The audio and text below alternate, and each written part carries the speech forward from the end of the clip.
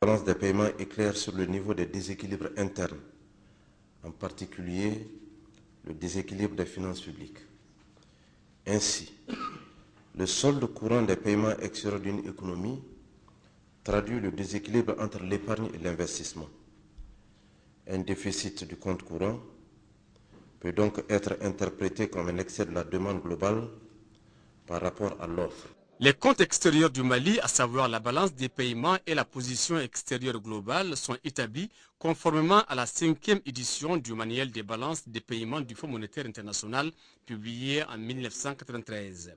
Le comité de balance des paiements est l'organe de validation des données. Il est présidé par le ministre de l'économie et des finances et est composé des services centraux du département ainsi que la direction nationale de la BCEAO qui en assure le secrétariat. L'élaboration de la balance des paiements est confrontée à 3 grandes difficultés: la collecte des données, la sous-évaluation des transactions et l'évaluation du prix du marché. Toutefois, du fait des informations qu'elle retrace, la balance des paiements qui résulte de la compilation des données fournies par l'ensemble des acteurs économiques, publics et privés confondus, s'impose comme un outil indispensable pour la politique économique. Pour la BCEAO, l'enjeu est la préservation du niveau confortable des réserves de change afin de défendre la valeur externe de la monnaie et de pouvoir disposer de suffisamment de devises pour couvrir les besoins d'importation des agences économiques.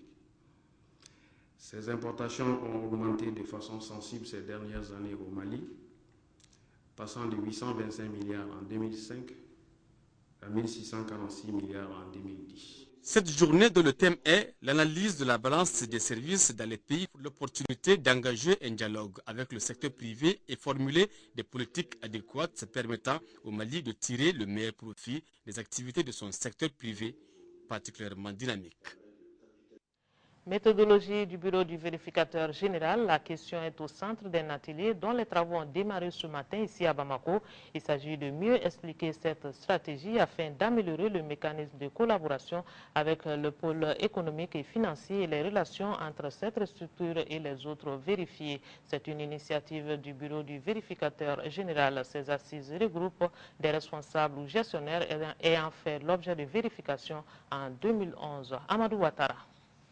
Espace d'échange et de partage d'expériences, cet atelier a pour objectif principal d'expliquer aux participants la méthodologie du bureau du vérificateur général relativement à la mise en œuvre du principe du contradictoire lors des missions de vérification. Ainsi, la rencontre vise à obtenir l'avis des uns et des autres en la matière. La transparence et surtout le devoir de rendre compte face à la chose publique deviennent une culture de management communément portée et partagée dans notre pays.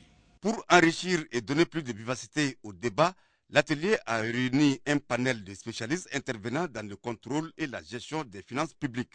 Malgré son caractère légal, le principe du contradictoire a souvent fait l'objet de vives polémiques ayant entamé les relations de collaboration entre le bureau du vérificateur général et certaines structures vérifiées, alors même que le bureau et les entités vérifiées sont censés œuvrer pour l'amélioration de la gestion publique et conforter l'intérêt général.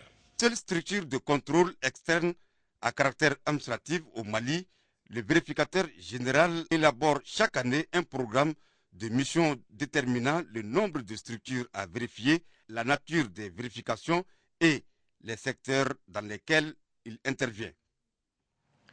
Élection 2012, les cartes d'électeurs seront prêtes avant le 25 mars prochain. L'assurance a été donnée ce matin par le délégué général aux élections qui recevait la classe politique malienne pour une journée d'information. Le général Chaka Sangaré et son équipe ont édifié les représentants des partis politiques sur l'état d'exécution des opérations de mise à jour du fichier électoral. À la date d'aujourd'hui, on retient que plus de 2 millions de corrections et de radiations sont effectuées. Ibrahim Traoré est allé voir.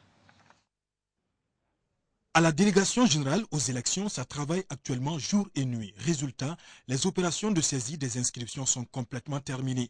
Plus de 2 millions de corrections et de radiations sont effectuées. Et le délégué général aux élections rassure la classe politique que les cartes d'électeurs seront prêtes avant le 25 mars. Nous tenons fermement le cap dans la perspective du respect du calendrier fixé.